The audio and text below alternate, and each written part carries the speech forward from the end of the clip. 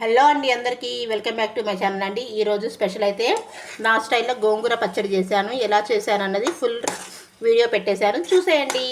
చూసి like, share, subscribe చేసుకోండి. గోంగూర పచ్చడి కోసం అయితే అండి ఫస్ట్ గోంగూరని ఉడకబెట్టేశానండి. ఇప్పుడు నెక్స్ట్ ప్రాసెస్, ఇలా ఎండుమిర్చి వేసేసుకోవాలండి. ఒక 10 ఎండుమిర్చి వరకు వేసేసాను. తర్వాత ఒక చిన్న సైజు ఎల్లిపాయ అండి, కొన్ని ధనియాలు, కొంచెం జీలకర్ర, కొన్ని మెంతులు, కొన్ని ఆవాలు వేసి మంచిగా ఫ్రై చేసేయాలి.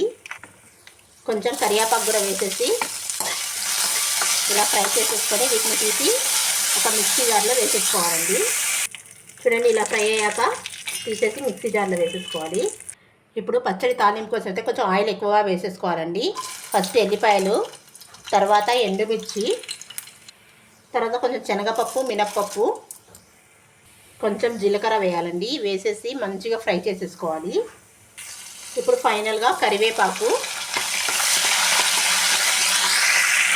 ఇప్పుడు ఇందులోకి మనం పేస్ట్ మిక్స్ చేసి పెట్టేసుకున్న గోంగూర పచ్చడి అండి వేసేయాలి ఈ ఆయిల్లోనే. ఇప్పుడు ఇందులోకి టేస్ట్కి సరిపడా సాల్ట్ అండ్ మనం ఎండుమిర్చి కొన్నే వేసామండి, కాబట్టి కొంచెం ఎర్రకారం ఇలా చేసుకుంటే సూపర్ టేస్టీగా ఉంటుంది. ఎండుమిరపకాయలు అండ్ ఇలా కూర కారం వేసి మనం పచ్చడి చేసామంటే సూపర్ టేస్టీగా ఉంటుంది. తర్వాత తాలింపులోకి మనం ఆయిల్ ఎక్కువగా వేసేసి చేసామండి, 1 మంత్ అయినా పాడవకుండా ఇలానే ఉంటుంది. పచ్చడి టేస్ట్గా సూపర్గా ఉంటుంది. వేడి వేడి అన్నంలో తింటే అదిరిపోతుందండి. ఒకసారి ట్రై చేయండి. నచ్చితే లైక్, షేర్, సబ్స్క్రైబ్ చేసుకోండి.